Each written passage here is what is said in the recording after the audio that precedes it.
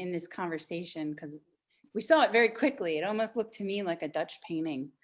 It has that kind of light. Yeah, Yeah. and that's, you know, and that's what photography is. Photography is all about light.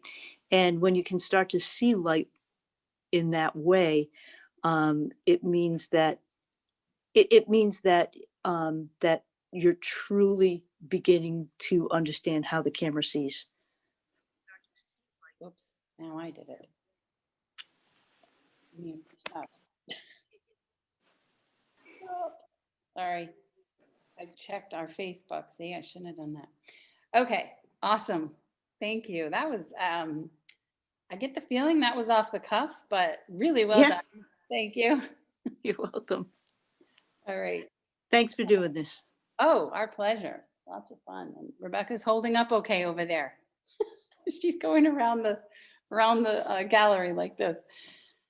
Okay, so how about if we, I know our friend Anthony has a busy schedule. So Anthony Tomaselli, would you like to join the conversation? And so I'd like to just talk a little bit about my connection with Anthony, because we had a lot of fun years ago. I can't remember, gosh, maybe like 2012. Okay. Wow. Yeah. Yeah, I was right. 8 years ago. Okay. So Anthony was my very first job after being a stay-at-home mom. I had an 8-year-old, and I was so excited to get back to work. And he entrusted me to sit in his gallery in Newport, and met lots of interesting people. And it was a great summer. And you know, through the years we've kept in touch, but it's always enlightening to sit and chat with you. So, and I know you've done a lot of talks, a lot of gallery tours. So I was trying to think of a really interesting question, something maybe you haven't been asked before. So let me see. Make it easy now. Come on. Well, okay. All right. This is a tough one, but and there's a connection because I know you also love food. Do you think it's wrong for vegetarians to eat animal crackers?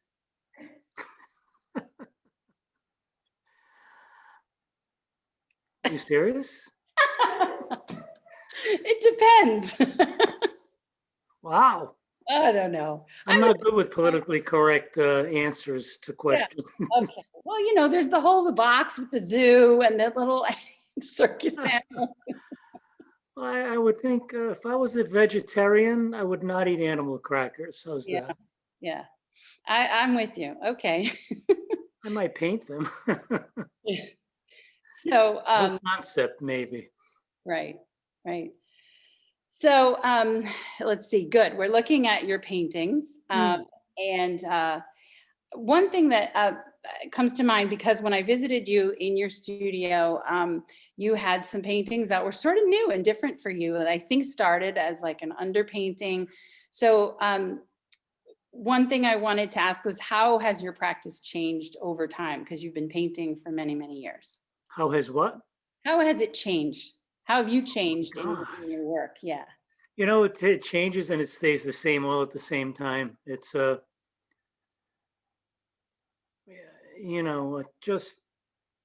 I'm always moving from subject to material to size, different exhibits that I've had over the years.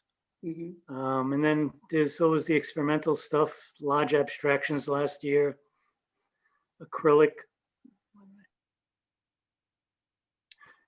When you do a lot of paintings or anything that you do a lot of, maintaining a level of enthusiasm and motivation is important. So I'm constantly moving in and out of materials or even colors to challenge me, to push me, and yet maintain a certain level of consistency in my work. Or maybe sometimes non-consistency. Right. Just to get out of whatever mode that I'm in.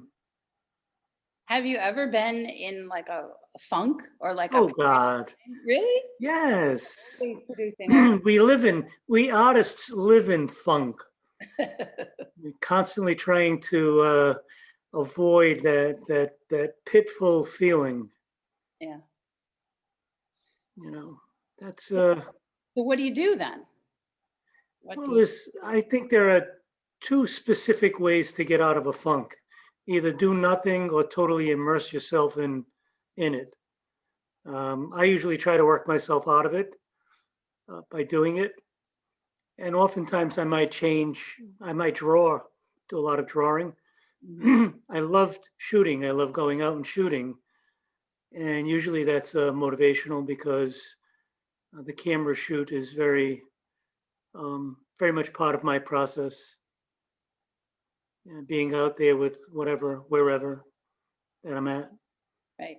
I'm glad to hear that because the painting in particular that Rebecca is showing our audience is a little bit frightening if you think about actually standing in that spot. Right there. I might have been in a cab when I took that shot. I mean, you could feel the hustle and bustle and that like you better hurry up and get across that street.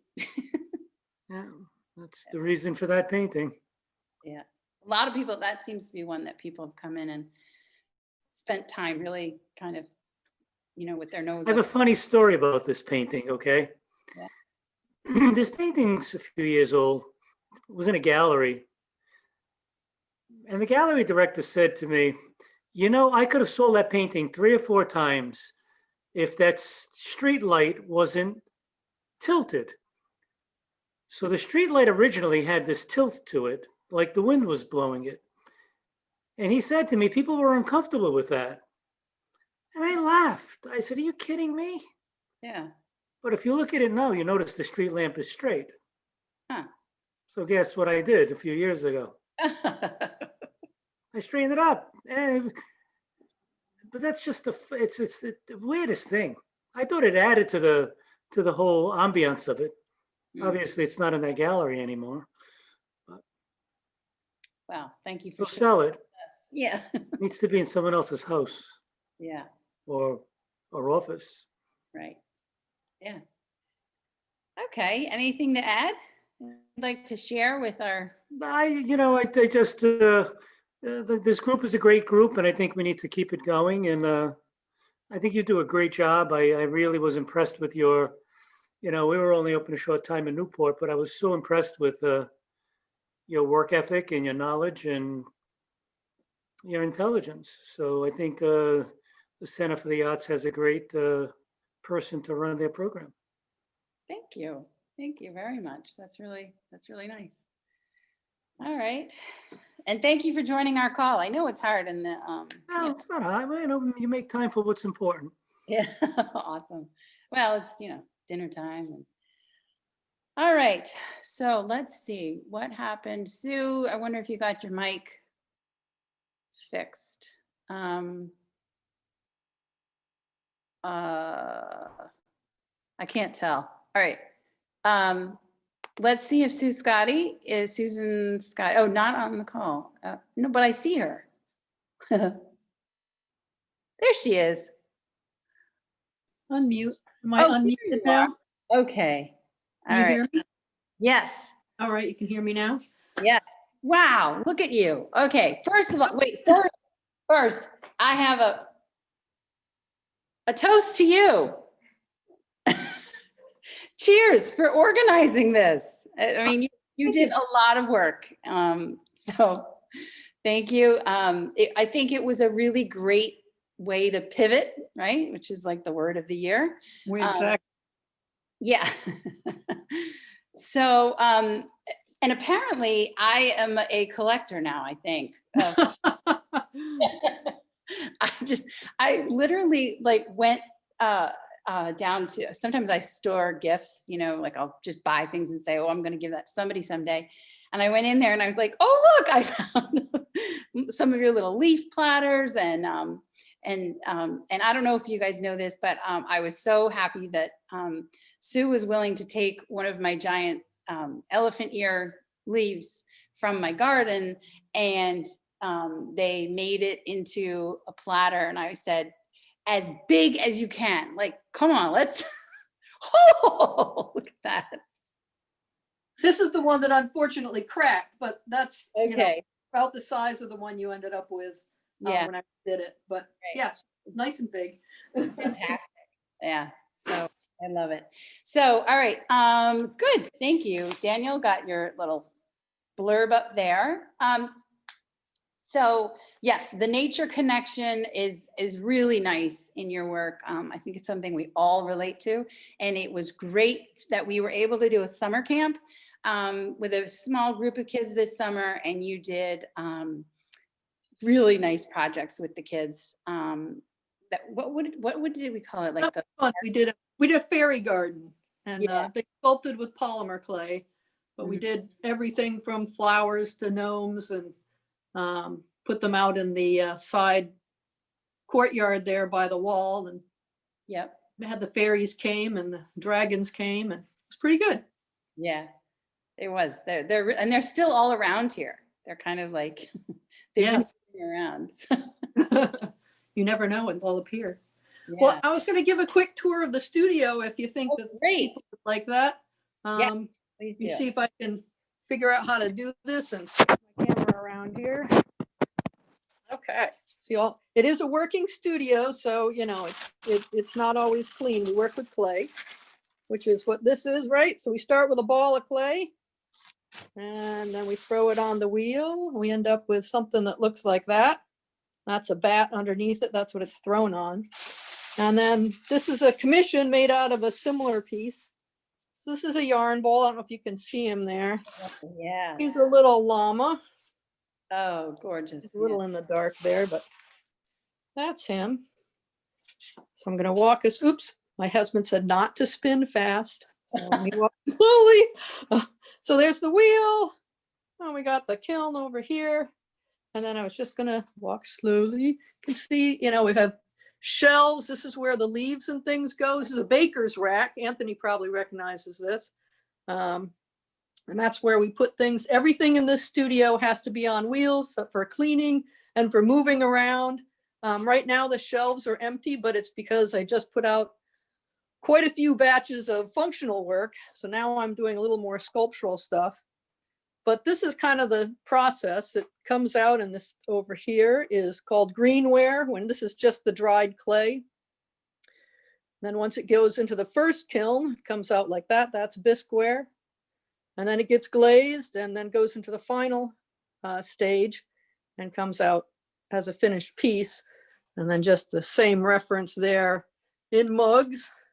And these two are probably pretty close. They shrink every time. Clearly that one, it would be larger, but it may go in about that size and then come out this size, which anybody that's taken pottery classes knows. You know, you think you're throwing this big stein and the next thing you know, you have a teacup.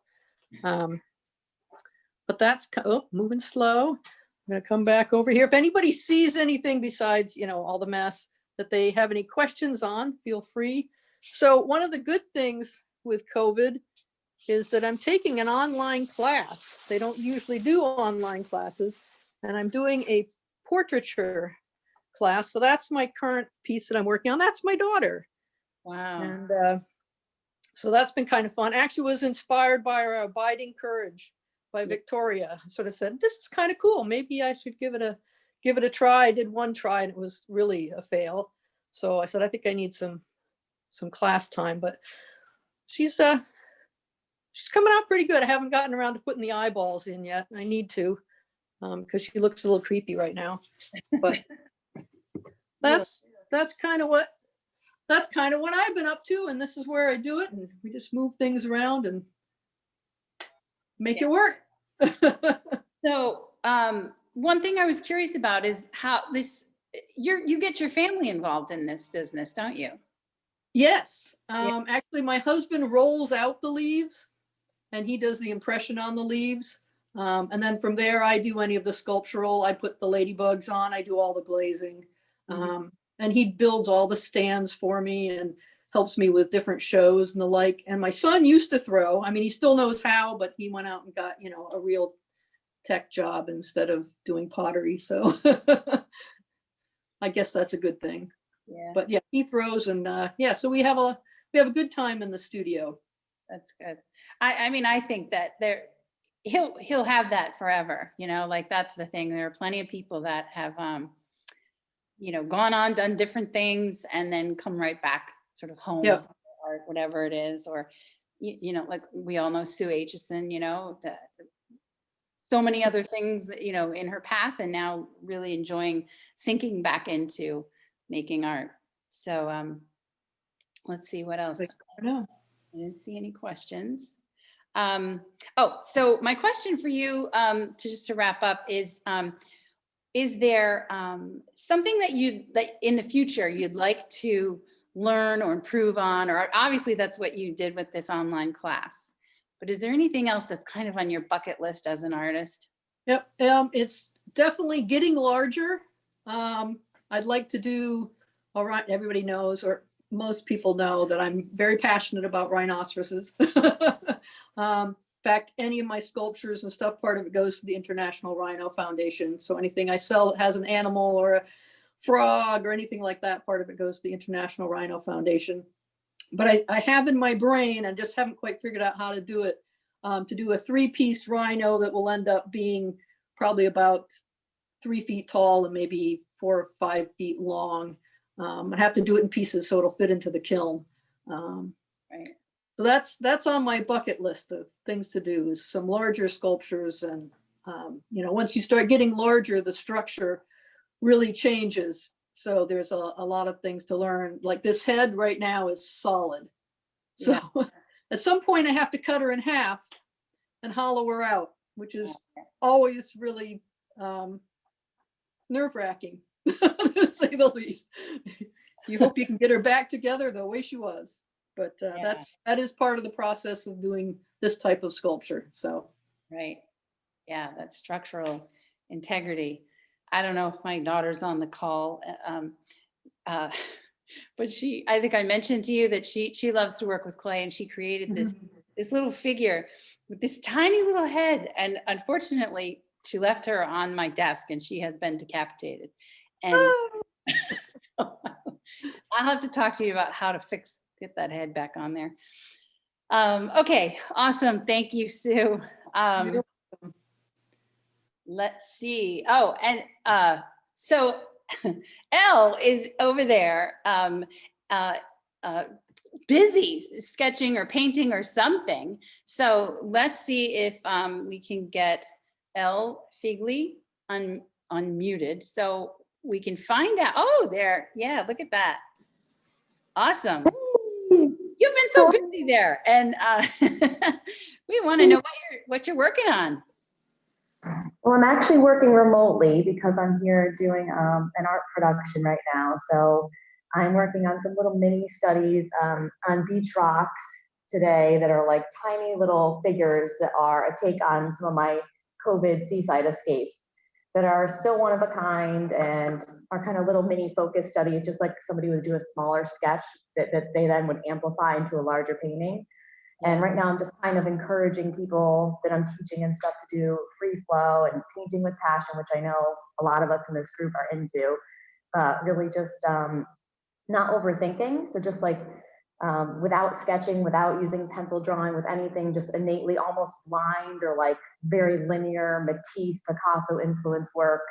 You know, sketch it small and then maybe, you know, be influenced to make something larger, you know. So I've just been playing during COVID with a lot of real fast gestural things just to keep me, I guess, kind of like excited about new work and new models and new positions, and just to challenge myself to just get to know the human figure better so I can pretty much continue to draw and improve my skills and kind of draw blind, you know, like looking at somebody's figure and not looking at the paper. So personal challenges, but then trying to teach others to kind of just roll with it, you know. Like an example would be like, you know, this type of figure, like the pose is really hard to do with foreshortening and, you know, using artistic expression to maybe make her bottom a little larger to fit the composition. So just also encouraging people that I'm with to, doesn't have to be perfect. It doesn't have to be photorealism, even though so many people are attracted to that.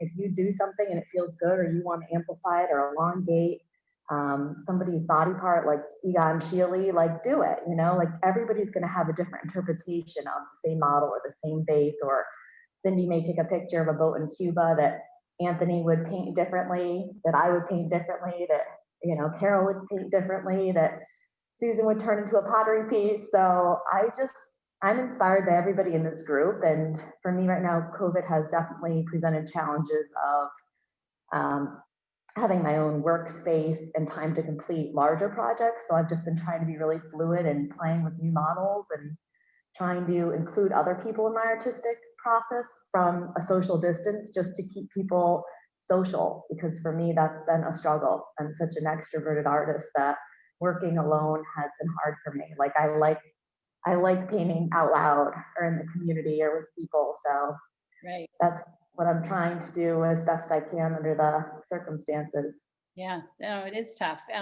You touched on something there that would be a really interesting idea. Kind of reminds me of like I can't quite put my finger on it, but a collaborative project. You know, you talked about how you would each interpret the same thing in a different way. I mean, that would almost be like an interesting year-long study, and say, okay, we're going to come back in fall, 2021, when we would be doing West Bay Open Studios, and kind of, even if it's just internally among your group, present what it is how you're illustrating whatever that concept is. Yeah, I love that. I mean, it's with all art or music, like what is memorable to people. Somebody may see a painting and see Anthony's stoplight. Somebody else may see the traffic or the person with the red umbrella. Everybody notices different things. People have different lyrics that hit them in songs. And I think that's what's really beautiful about one thing that's collateral beauty with what COVID's done for all of us, is I think people have a much greater appreciation that we need artists, we need the arts, and there's a lot of overlap. A lot of us artists here are also people that are into acting or music, or there's a synergy between all of us that work. You know, Anthony takes a photo that then may become one of his paintings. You know, I may take a model and their conversation influences their piece. You know, Cindy takes a trip and leads a trip to Cuba, and people all find something different of interest that they want to blow up as their showpiece of their photograph from the same trip. So I think it just goes to show that everybody's wired different. You know, everybody has their own story, and how we're raised and environment certainly determines what's a turn on to us, you know, what excites us. So for me, I have really done a lot of introspection, but I've been diving deep into a lot of just human psychology people. Human psychology. I'm actually in a hotel right now during my production, so the room service guys going by me. I'm in the hallway because I don't have reception in my room. But yeah, so I'm on the go here doing this art production here right now, and just trying to encourage painting with passion and painting on the go. And I'm one of those people that, like, if my stuff gets confiscated in my suitcase, I'm gonna find something to paint on. Maybe I'll find a local cigar store and buy the wood boxes off them and paint them. Like, I'm gonna find a way to create, if it's with a wood chip or my finger. And that's just the type of artist I am, you know? Right. And as long as people keep doing it, you know, and like keep doing anything that makes them happy right now, whether you're an artist or not, an artist appreciator or an artist, we appreciate all the appreciators. And there's a lot of things that us artists aren't good at. It's certainly, you know, a different side of the brain. So it just, we appreciate what you guys did and bringing us all together. And like I said, it's such a nice group of people, and to be able to connect with people virtually. Thank goodness there's ways to still see what each other are creating during this challenging time. Definitely, yeah. So you and I didn't meet you before this exhibit, and during installation, we had a chance to talk, and you've had an eclectic variety of experiences in a career. So have you always been an artist, and what kind of brought you to where you are right now? Yeah, I am a lifetime artist. I feel through and through. My mom is an artist, so I grew up finger painting at 2 and onward. And I never even owned a TV till I married my husband. You know, in my 20s, I didn't have a television. So I was always drawing or painting or sewing or shopping or doing something creative or athletic. Like, I definitely have very high levels of energy and passion, and I don't require much sleep. So I'm either writing or painting or doing something. And I feel that art has always been art has always been something that has tied everything together. You know, I never thought that I can't stand when people say like, oh, I'm terrible at art, I can't do that. But then I see them like present a dish to dinner to all their 10 friends and like it's on a white plate and everything looks beautiful. Like the composition of the plate is gorgeous. That's their art, right? Right. So art to me brings so many things together, can encompass so much. And it's something that I feel like throughout my life has always been something that's been, you know, revolving around me in different ways, whether it's fashion, whether it's film, whether it's art, whether it's drawing, whether it's sculpture. I'm like Susan. I just know that I don't have enough time in this world to even explore every different artistic endeavor that I'd love to. Like Mimi Samus isn't on this, but I would love to do bronze sculpture if I had the funds to do some large things like that. And a lot of my, you know, figurative pieces that I'm working on, like I'd really love to do them in limestone or like chip them in marble. I mean, like there's so many things I'd love to play with. It's just, there's not enough time always. And I never make the excuse that there's not enough time. Like I always have a pen with me or a Sharpie or something just to like get my creative flow out of me. Because I know for me, it's been my therapy of choice. I've spent money on real therapy and I've spent money on art supplies, and it's always been the better of the two investments. So Right. I hope that answers your question. Yeah, that's awesome. Thank you. And Rebecca, I just wanted to point out that there's a few more over here. Just the way that we laid out the exhibit, I kind of moved some of Anthony's and some of Elle's. Yeah, there you go. All right. So let's see. Thank you. And I like your new glasses. My favorite color. Thank you. These are like my computer glasses, you know, like there's different glasses for different things. All right. So I don't know. We were hoping to, Daniel, do you unmute or can I? Anthony wants to. Are you there? He must be there. Okay. I think you're unmuted now. I just wanted to tell Janelle that she had a beautiful presentation when I walked into the gallery. Am I unmuted? Can you hear me? Yes. Yes. When I walked into the gallery, it just stood out. It popped the blue and those squares, the way those squares are set up. I have a young man that I'm mentoring, that he's been mentoring with me for about 3 or 4 years. And he came and visited me at my studio, and I told him to come and see that presentation. Just really, really nice. It was really I thought it was nice. So that's why I wanted to be unmuted. Yeah. You can only unmute me for so long. Mute me for so long. You. That is the nicest compliment, because you know that I love you and I love how you present your work, but I love your energy. So if a little bit of that is osmosis onto me, and then the kid that you're mentoring, I'm happy. I love these things you're doing with these squares and the women, the linear stuff, the one you're with. Really nice, very sophisticated, really nice. Keep it up. Thank you. Thank you so much, Anthony. Don't stop now. I never sleep. Yeah. Love you. Thank you for those kind words. Yeah, that is really nice. And it's true. It's it has, like, you know, you've worked in retail, right? That was yeah. So there's definitely like the art of presentation, like you were saying, like how it's one thing to make the art, but then it's a whole other, you know, skill to present it well. I worked in retail, and believe it or not, it's my first year not working retail like in a lifetime, and I miss it. But I also think that that's why I'm really into the figure and the people and the psychology of humans. And I've dressed women, I've made clothing designs for 13 years. And I mean, I started sewing with my mom when I was 5. So doing the women's body, or seeing ways to kind of eliminate lines, or, you know, choose to not, you know, show a piece of the body, like kind of like get like a very simplistic geometric view, and like look at a real human in front of me and then simplify it. It's harder than it seems, and it's been something that I've been working on just because it's a challenge, and I'm attracted to it with some of the contemporary, influences that I have around me, as well as some historical pieces like that Picasso, Matisse have done, or pieces that I always find myself going back to and wanting to emulate or, admire or find one at a flea market. Yeah, so many things we could talk about. Like, I can't do the same question for everyone. It's like, yeah, because, artists that you aspire to or admire or inspire you.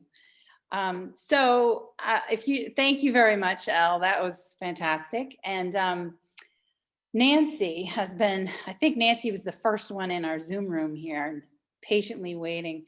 And I know, Nancy Nielsen, we had talked about sharing your video, and I'm not sure if we were able to get that as part of the Zoom, but we could definitely put it in the maybe on the Facebook comments or something, because That's fine. It's about 2 inches. No, 2 minutes long. So you're welcome. Film reel, right? Like You're welcome to put it on Facebook if you'd like. It's at Nancy Studio, spelled NANSEA. So that's totally fine with me. I just knew that I don't have internet at my studio, so that was the only way that I could give that information to you. right. Yeah. Okay. It was very nice. Very, very neat. Very, I was like, wow, this is like a beautiful gallery space. Like, Well, thank you. yeah. And you've been doing some you've been open on Saturdays there, right? I have been. I actually just put out a notice to cancel the one this coming Saturday, only because of COVID, and I didn't want, a group of people coming in at the same time. So I'll, if somebody wants to come, I'm around, and I just, need probably an appointment, really just to be there. I may hang out there anyway, but I canceled the specific time frame for COVID safety reasons. Right. Right. So, yeah. But I've enjoyed doing that a lot this summer because and Elle was saying there's that people connection. I do festivals in the summer, and all the festivals were canceled, and I was just really missing, that connection with people. So I ended up doing open studios probably once a month, and that was just a nice way to connect with people again and just kind of make some new friends, see some old friends, and just share some laughter. And it was really good. Yeah. I'm looking at, so this is funny, this ornament, because again, we had not met before, but I have these on my Christmas tree. And it's so funny to make that connection, and they're really sweet. I love them. Well, thank you. So what's your background? What brought you to where you are today as an artist? Well, it's really kind of crazy because actually it was in 2012, I think. I only did crafts in the past. So sort of moving into the, more art realm that's not, color by number, so to speak, is I took an out of the box photography class. And it was like looking at, like say if you were an ant looking up or a bird looking down, or literally shooting from the hip where you weren't even looking through the camera. And the whole process of just seeing things from a totally different perspective was really lots of fun. And it got my whole life out of a box, because I'm very much of I say orderly, black and white, rigid, rule-oriented kind of a person. I'm a bookkeeper. So this opportunity was just like, think differently, look at things differently. And as a result, it was like, it just added such an incredible balance to my life, because it was just, I was seeing life from a different perspective. And instead of taking a picture of a red bird in a tree, it's like, you might see a little piece of the red feather, and that's it. And I'd notice the red bird in the tree, but you wouldn't. And so it's just been a really fun journey for me to see, all of the variety of things that are out there, and and see them from a different perspective, and then have that mystery passed on to other people as well. Yeah. So like this, Rebecca, can you zoom in a little on that? I love these. They're these kind of abstract pieces that, like, what is it? What did you? I'm totally laughing because that is the number one question I always get. I know, and I'm Anthony, and that's my answer is always, I'm not going to tell you. And people say, well, I think it's a such and such. Is it? It's like, I'm not going to tell you. Well, I think it's a such and such. And I purposely don't tell people what it is, because I like them to have the mystery and to have that journey of always wondering what it is and seeing something in there today and seeing something different in there tomorrow, maybe playing games with their friends. What do you see? What do you see? Just different things along that lines. And I like the mystery of it all, and just like, and interestingly, and like they allow people to expand their minds. And I know once, a number of years ago, when I sold a piece, the father or the daughter was buying it for a friend, and he said, what is it? And I said, well, if you buy it, I'll tell you. And anyway, by the time they bought it, the daughter didn't want to know what it was, but he did. But there was another couple that bought something one time that when I sold it to them, I said, well, do you want to know what it is? And they said, you know what, now I really don't want to know what it is. Wow. They just, and that was fun to me to pass along that I guess sort of opening up their minds to just leaving it a mystery and always having it be that way, rather than, if you say, okay, this is what it is, this is where I took it or how I took it, then it adds a concrete object to it that just kind of stops your thinking in that place. And by not giving them that answer, then the mystery is always there. Mhm. So anyway, I don't know if Anthony, I have to tell you this piece that you've got up there right now. It's called Aging with Beauty. And I will forever be grateful and honored. This was several years ago. Anthony was the juror at Wickford Art Association. And he actually gave me first place. I gave you first place and I bought the piece. I did bought the piece, right? Yeah, I bought the piece. You did. Oh, you did. Because I remember, well, of course, I remember that because I was like so awed by the whole thing. And you even said, I think you had like a number of artworks in your home, but it was your first photograph that you had ever bought. Yeah, but I didn't know you then.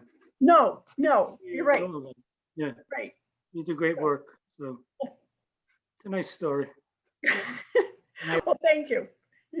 There's oh gosh, there's so much there I wanted to say, but I love that story, and also that you took a class. How long ago did you take that photography class? It was in 8 years ago. Okay, so relatively not that long ago. Correct. And, I love that idea that all of us, anyone can take a class, learn something new, and it completely changes what you create, how you create. And so that should be an inspiration to everyone. And then also when you mentioned that Anthony didn't know you at the time and bought your work, I'm wondering if Carol Shelton, is she on our call? But thank you, Nancy. That was Thank you. really nice. Carol's been in the gallery a few times when I've been here, and we've had some,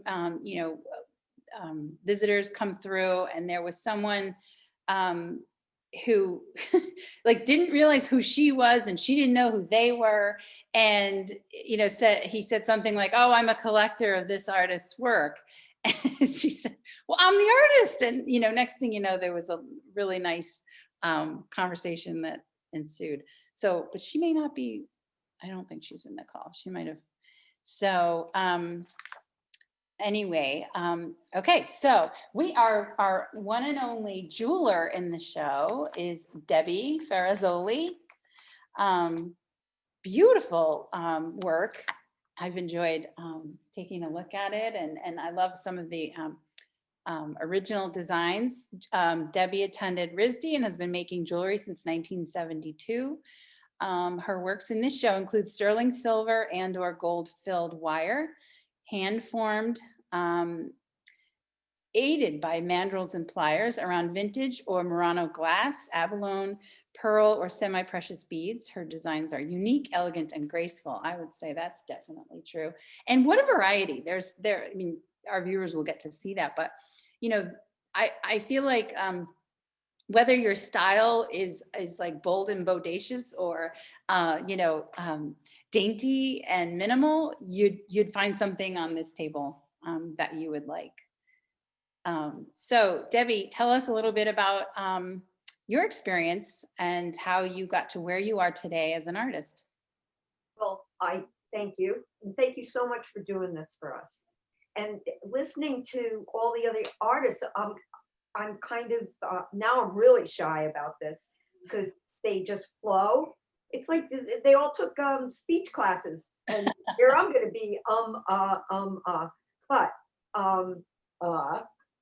I had many different things that I did, but I went to RISD and that opened up a whole world of mediums that you could use, different departments and stuff. It was almost, for someone like me, I had a very difficult time zeroing into one thing that I wanted to do. But I majored in illustration and then I ended up doing jewelry. But the funny thing was that when I took jewelry at this particular time at RISD, they opened things up so that you could just experiment, just try things. In this, I went from illustration to communications design. So I could go into heavy metal department or light metal. And I did things, and what was good for me was I got away with anything. It was spectacular because you'd have these majors doing these unbelievable things and learning under people like John Pripp and just remarkable. And then they'd come and look at my stuff and it would almost be like, oh, that's a nice job you did, honey. Go on home, keep working. And it was great because I went from that to another passion was linoleum cuts. And I only found out 3 years ago that the man that I went all the way through from the beginning to the end to advanced printmaking, but my biggest thing was linoleum cuts. And I thought he was the best instructor I ever had, but it turned out that he was not any of those things. They only employed him because they wanted his 3,000-pound presses to use at RISD. And here I am thinking, wow, I'm sticking with this because he's the best person to teach me. And he had, I don't think he had any artistic training, but he knew how to use the press and he knew how to do the technique. And maybe that's what was the best thing, was that he stood back and he just let you go and let you use things and gave you a little bit of encouragement. If you did something wrong, he'd show you. But other than that, he just shut up. Anyway, so from all that, when I graduated, I got jobs at costume jewelry places. I was in Providence and there were tons of them. And I think, unfortunately, it influences my jewelry to some respect, that it keeps it a little more on the conventional side, because you had to be, when you designed for them, it was for the general public, and mostly people are very conservative, even though they might have a few pieces that, are bright and whatever they are. So that influenced me. Everything really does. But the best thing is when I'm working with wire, sometimes I do a sketch first, or I mostly think it, and then I just play with the wire. If it's a mechanical thing, I figure that out on paper. But for the actual design, the wire's like my pen or my pencil or something, and I'll screw up and waste. So a lot of times I use brass before I use silver. But as soon as I get started, it's crazy because I don't have any self-control. I don't want to be interrupted. I don't want to stop. And I had 3 kids, so that was kind of tough. But I did finally get a workshop. I had a lock on the door. This wasn't when they were 2. You know, if they really needed something, I didn't ignore them. But my favorite time to work then would be they're in bed late at night, and sometimes it would just be 4 o'clock in the morning, and I'm still like that. I just would just keep working. The thing that's so great is that when I'm working on one thing, it just leads to another. And as you can see with that, what you're seeing now is like, okay, so those are very simple, but you know, they're their own little thing. And one color was never enough because people would say, oh, do you have this in pink or blue or red? So there they are. And as soon as I displayed them in so many colors, I have never sold another one. The only way I could sell them was to put them on an individual easel, because I think they then felt, oh, this is definitely just one of a kind. And as soon as I did that, I think it just gives you the feel. I just did it to conserve space, but it does give you the feeling, maybe mass production, but that's the most I ever made of that particular design. But yeah, it's a lot of fun. And the aluminum I really have a lot of fun with because it's so colorful. The only thing about it is, since I'm just using my hands and pliers, which is good for that, it crushes. It can get ruined so easily that I go through so much material if the first time, you know, it doesn't work. So yeah, I was amazed at how it took me so much longer to do an anodized aluminum pair of earrings than just sterling, but it's fun. So I like hearing your story about, you know, going through RISD and experimenting with different media. I think for any of us that have been through art school, that's kind of the best part is Yeah. whether you find success or failure, you know, it's all part of your process. So I'm curious to know what advice you would give to a young artist, let's say, beginning their BFA program at an art school. Well, definitely have some advice to that. Only because I learned, maybe not the hard way, but you know, finally it dawned on me that you'd get into, say I did the curriculum and I was taking painting and I enjoyed it, but I don't want to, this was at a particular time, so all the instructors were different, but you get so either influenced by them or discouraged by them. Worst thing is if they discourage you. And to this day, I just remember this one teacher in particular that I wish I'd come across him. You know, I just would say something and I often think, what would that be? Probably a little late. I wish I had been a mouthier person when I was a student, because I remember getting, sitting in a crypt and I don't know, they took joy. There were 2 of them. I won't say names either because I think they're still around. But these young girls or even guys, like they'd be destroyed, just completely destroyed by what they were saying. And I thought to myself, how the hell are they going back to their rooms or their studios or whatever and accomplishing anything now? They don't even want to. It's and then you'd have another guy that was just like, oh, do what you want, here's the paints, and then just go crazy. But these other guys they were all wrong. And I remember going to the tap room when you were 18 and you could drink. And I overheard these 2 guys, actually there were 3 of them, talking and getting such a kick out of the fact that they got the students riled up.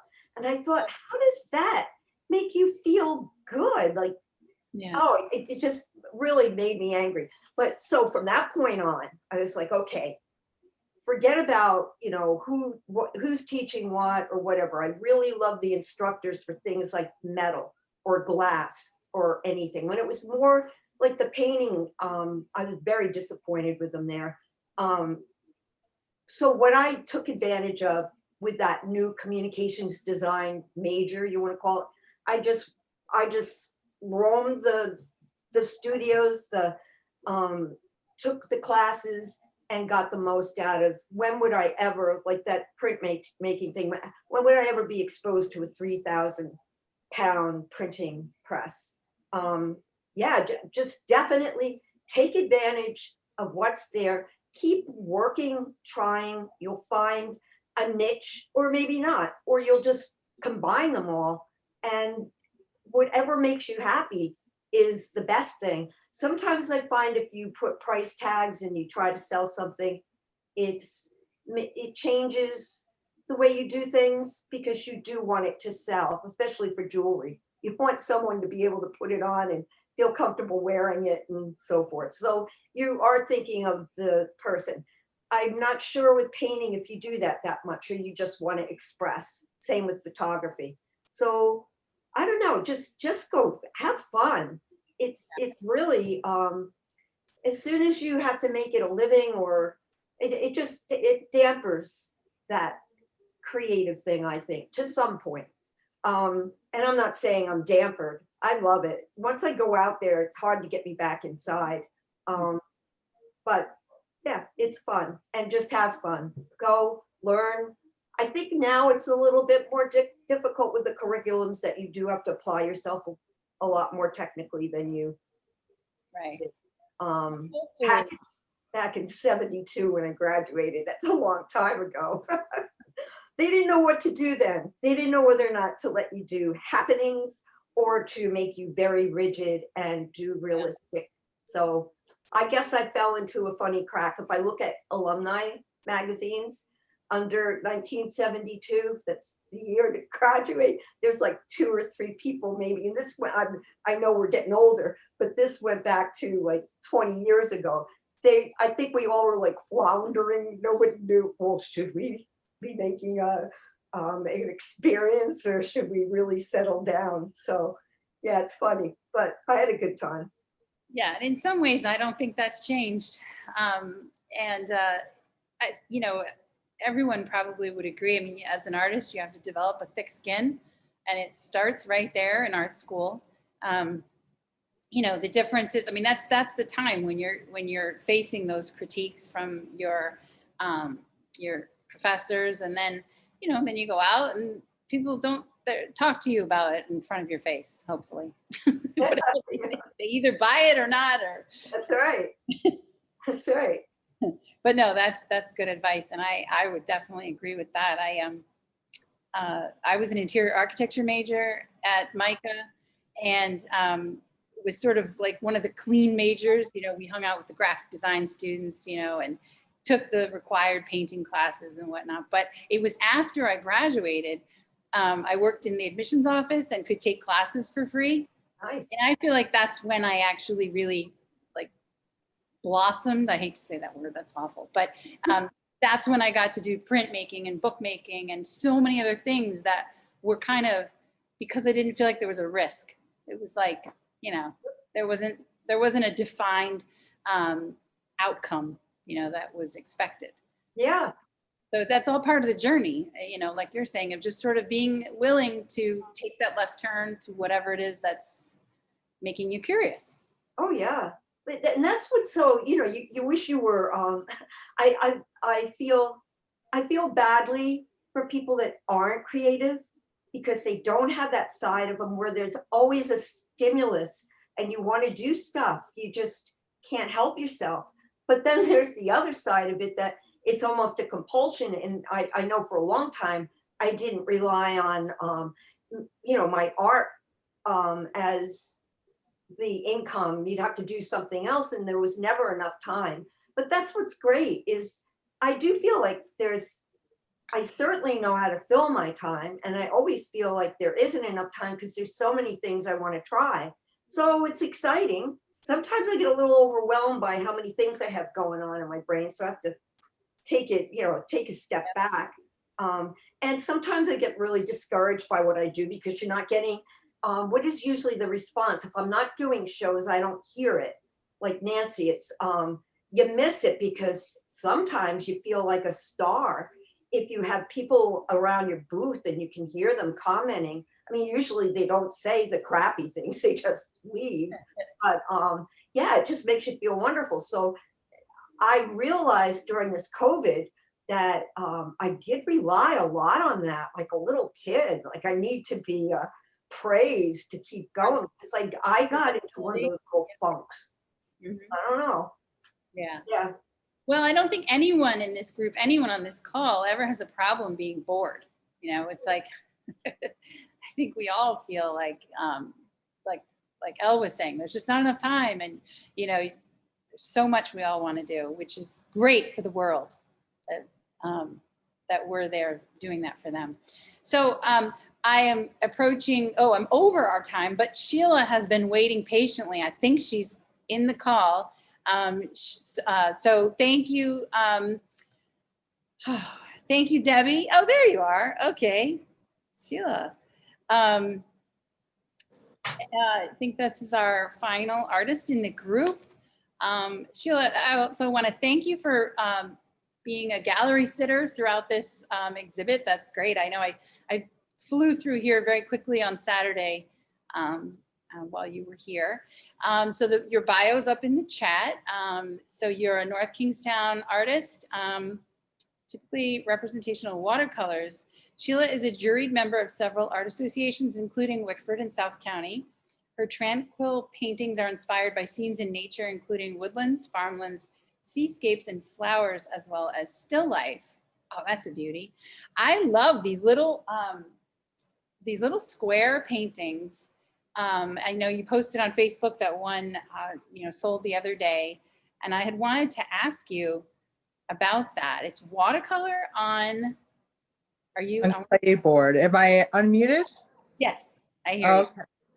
So yeah, that's a new foray for me. I just got started in experimenting with Clayboard, and they come in different sizes. They're a little tile type of material that is non-absorbent. So it's a very different experience from painting on watercolor paper, which is more my traditional medium is to use watercolor paper.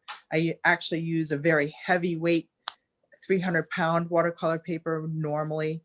And what happens with this is the pigment and the water just sits on top of it, and you just move it around. For those people who are familiar with watercolors, I've never painted on UPO, and I guess there's a few other types of supports that are also non-absorbent. But it's interesting because every time you touch your brush, things can move around on you in ways you don't expect. And so it took a little time to get used to figuring out how to anticipate how things would move around, and just let it happen. And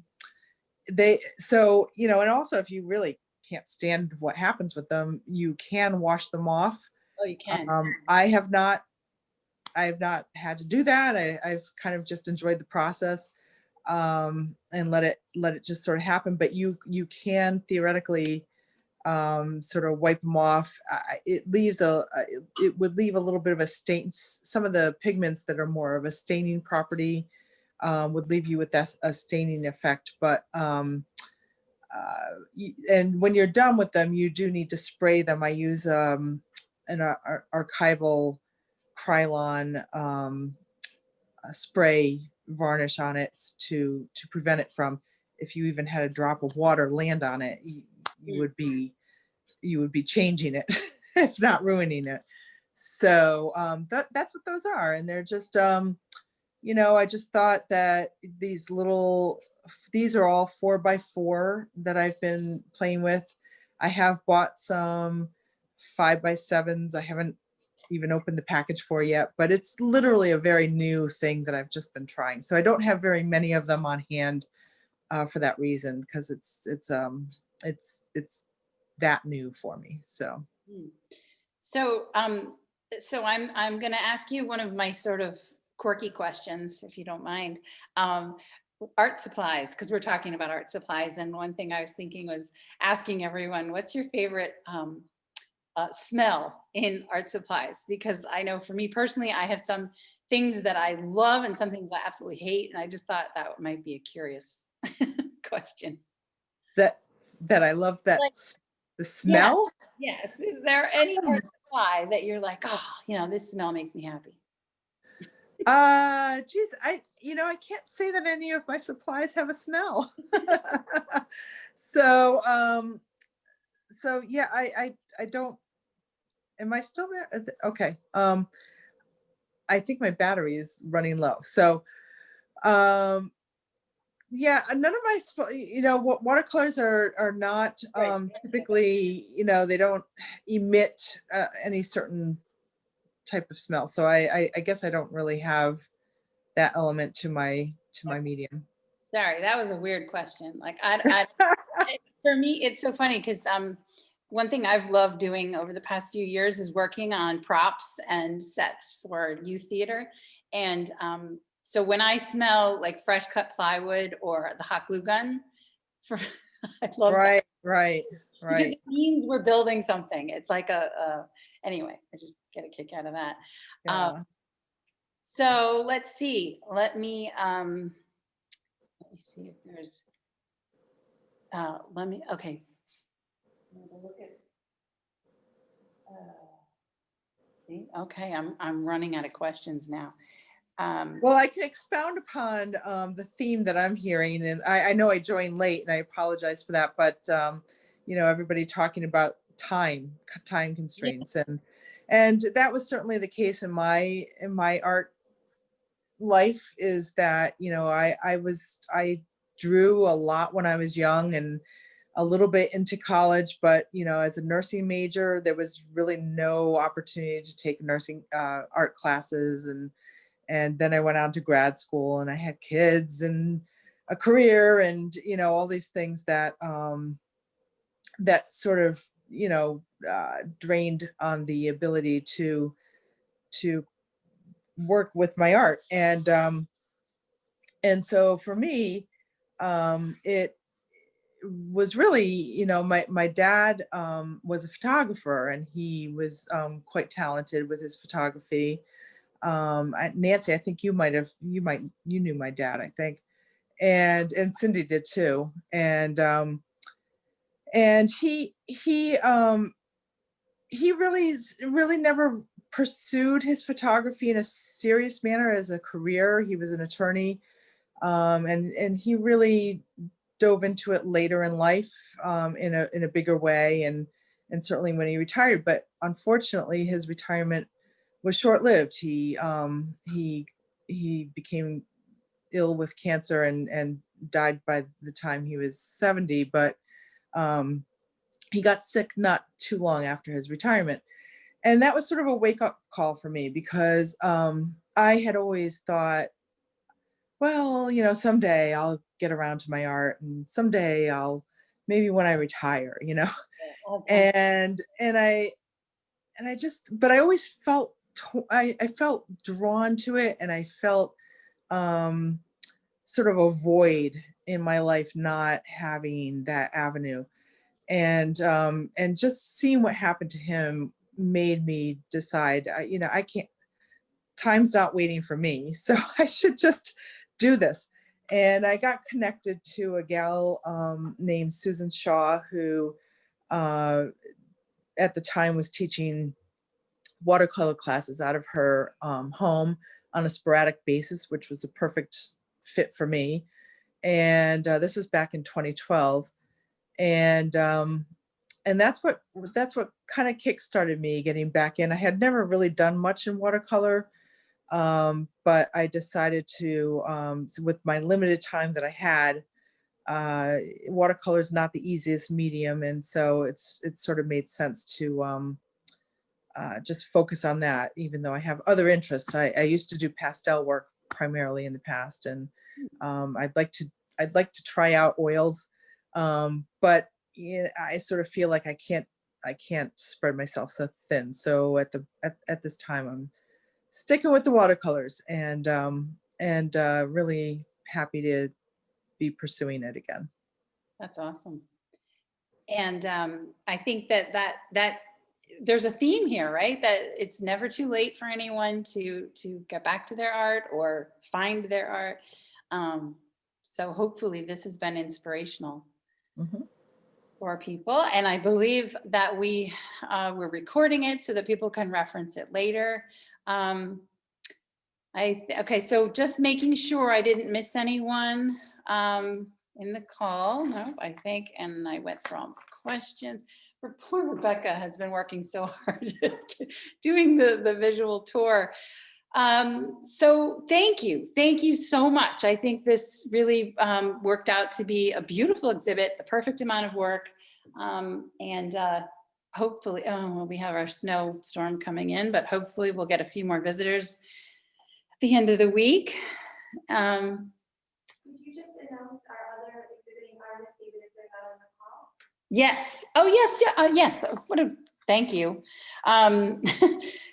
So it was Carol. Yeah, Carol Shelton. Who I told that little story about before. But most of her work is done in, oh boy, it's a French term, en plein air. So anyway, earlier or later in the day, as the light is more dramatic at those times, temperature and other elements of weather and environment are incorporated into the work. Architecture, nature, color, and light is the primary emphasis of her work. As an artist, Carol feels that painting is a vehicle for feeling and communicating, without which quality of life would be greatly diminished. Are you? Oh, okay, you are over there. She's got this little, I think that's Goddard Park. Oh yeah, and there's the sheep. It's funny. She said, oh, I don't like that one. I was like, I actually really like it. But there is one on the top right there from where you are, Rebecca, that we had a nice chat about. It's over, I forgot what the name of the little area is, but it's, what was that again? Yeah, Mary's Creek. So she had said it's over by the Crow's Nest. And she said it's a sweet little spot. She likes to go there and paint. So that's just one I thought I would highlight that I think is kind of nice. And she's yeah, she's another one that's been here in the gallery and has had some people come through that are on her mailing list and to visit her, which is nice. You know, during this situation when we can't have a lot of people, it's just worked out perfectly. And then of course, and oh yeah, you did go up on the stage area, right? I think you did. Sharon D Eisemann is also in the exhibit, and she's a board member at Warwick Center for the Arts. She began her artistic journey at RISD and has been creating since the 70s. Her work spans a wide range of media from paint, graphite, charcoal, ink, to pens, quills, brushes, yarns, fabrics, metals, and she continues to explore the variety of mediums, tools, styles, and their possibilities, and the unique experiences each provides. In addition to her gallery work, through her business, Star Designs, she has done lettering on trucks, walls, painted murals, and designed finishes in private homes and businesses. I did not know that. I think she's also, you know, pretty well known for her calligraphy. And yes, I really like that. That piece is, there you can see 9 3/8 inches. It's a tiny little gem. Yeah, unfortunately, there's some depth and like kind of glass-like features in those that you're not really getting on the screen. So you'll have to come in and see them. All right, I think that's a wrap. This was loads of fun. We are gonna take a, you know, obviously the West Bay Open Studios show will be finishing up this weekend. And then we'll go dark, as we say in the theater, for a little while, do a little gallery cleaning over the holidays, and then relaunch. I'm in the process right now of planning classes and workshops and Zooms. And if anyone is interested in sending us a teaching proposal, we're trying to line up a good variety of classes. And then our next exhibit will be the members show in February and March. Well, it'll be on our Facebook and website, I'm sure, and we'll email you. So I'm going to sign off. Thank you. Do you want to maybe Daniel unmute everyone? Everyone who's left in the group here, in case anyone has anything they want to say. Thank you for doing this. It's awesome. Thank you. Thank you. Yeah, thank you. Our Happy pleasure. holidays. Nice to see everyone. Stay healthy, everybody. Good to see you all. Happy holidays. Happy holidays. Can you, so, Thank you, Rebecca. question. How come you can't tickle yourself? See, I was trying to tickle you. Thank you, everyone. Okay. Alrighty. Good night. Thank you. Bye. So much. Bye. Bye. Oh, we put the music on.